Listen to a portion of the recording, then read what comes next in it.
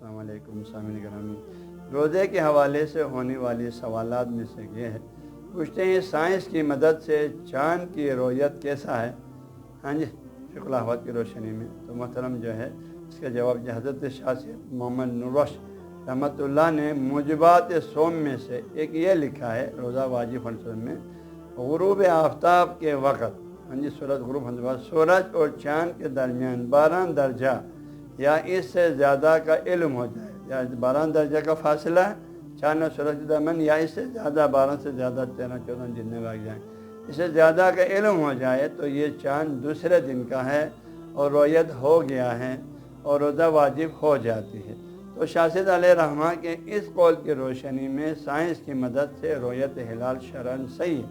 کیونکہ غروب آفتاب کے وقت چاند اور سورج کے درمیان 12 درجہ یا اس سے زیادہ کا فاصلے پر ہونے کی معرفت صرف علم سائنس کے ذریعے سے ہی ممکن ہے۔ ہماری طبیعی آنکھ سے جو ہے ممکن نہیں کہ ان کے درمیان کتنے جو ہے درجہ کا فاصلہ ہے۔ ہاں، البتہ صرف ایک شرط ہے کہ سائنس کے ذریعے سے رویت ہلال کی ہے تو رویت ہلال کی خبر دینے والا اپنے علم میں ماہر ہو اور سچا انسان ہو۔ وہ رویت ہلال جو جس نے فلکیات کا جو انجینئر ہے، ہاں جی، اس نے جو یہ آپ کو خبر دے دیا یہ 12 درجے سے زیادہ فاصلے پر 12 درجے پر ہیں، تو اس کی بات کو آپ کو اعتبار کرنا پڑے گا، کیونکہ وہ ماہر ہو اور سچا انسان ہو، تو پھر آپ اس کی بات پہ اعتبار کر سکتے ہیں، روزہ واجب ہو جائے گا۔